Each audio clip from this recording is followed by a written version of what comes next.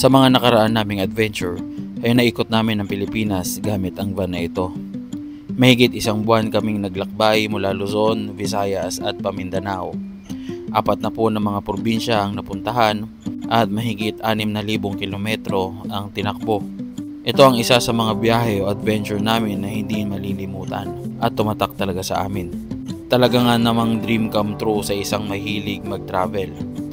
Kaya ibabahagi namin kung magkano ang kabuuan na nagastos namin sa paglalakbay na ito.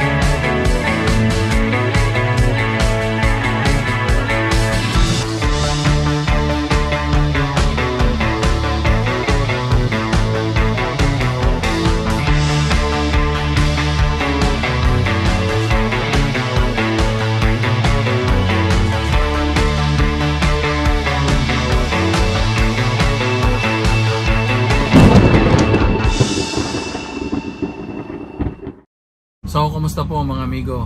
Matagal-tagal din tayong hindi nakapag-video o nakagawa ng vlog.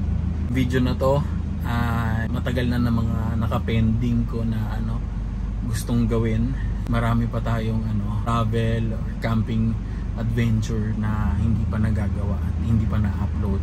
Pinilit ko pa rin na gawin ito dahil hanggang ngayon marami pa rin nagtatanong. Halos 2 taon na ang nakalipas simula nung nagawa namin yung Philippine Loop o yung pag-ikot sa Pilipinas ng naka 4 wheels o itong van na to, itong gamit naming van na to.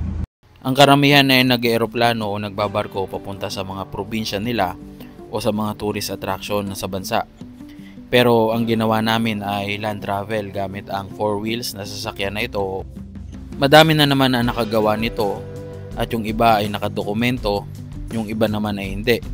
Pero wala pa ako nakikita na malinaw na nakapagsabi kung magkano talaga ang nagastos nila. Sabi ng iba, magastos o mahal ang ganitong klaseng bakasyon o adventure. So ang total ng nagastos namin ay 100k o 100,000 pesos. Na yun din yung aming budget. Sinagad-sagad na namin ubusin. Pero 75k lang talaga ang buong nagastos namin sa kabuuang travel. Kaya ito na siguro ang pinakamura na magagastos mo paikot sa Pilipinas ng naka 4 wheels sa 2 tao. Yung 25k na sobra ay napunta sa mga camping items, outdoor items na dinagdag namin para mapagaan yung aming ginawang pag-travel. So simpleng breakdown lang, 20k, 20,000 ang magagastos mo sa Roro, 6 na Roro paikot ito ng Pilipinas.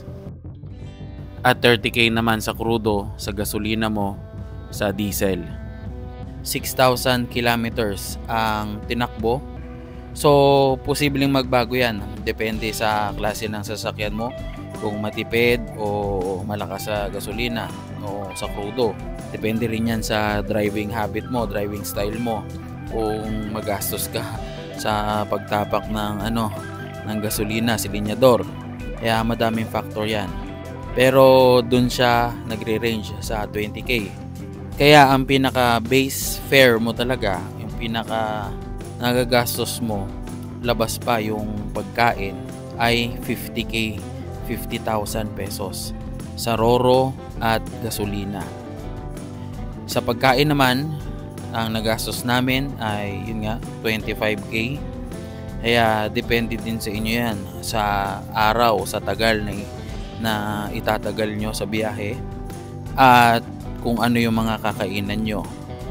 Kung magluluto kayo para makatipid at kung maghahanap kayo ng makakainan, mas maganda matry nyo din yung mga delicacy o yung mga sikat na pagkain sa mga probinsya na mapupuntahan nyo. Kaya kami nakatipid ay dahil hindi kami nag-hotel o gumagasto sa mga mamahaling resort. At yun nga, nagluluto kami ng pagkain kaya nakakatipid kami sa pang-araw-araw. Karamihan sa atin ay gumagastos halos ng 20,000 to 50,000 pupunta lang sa sa mga tourist destination dito sa Pilipinas tulad ng Siargao, Cebu, Bohol, Davao, saan man. Isipin mo yung gagastusin mo na pupunta ka lang sa isang bayan o syudad, sa isang tourist attraction, halos 20 to 50k ang magagastos mo.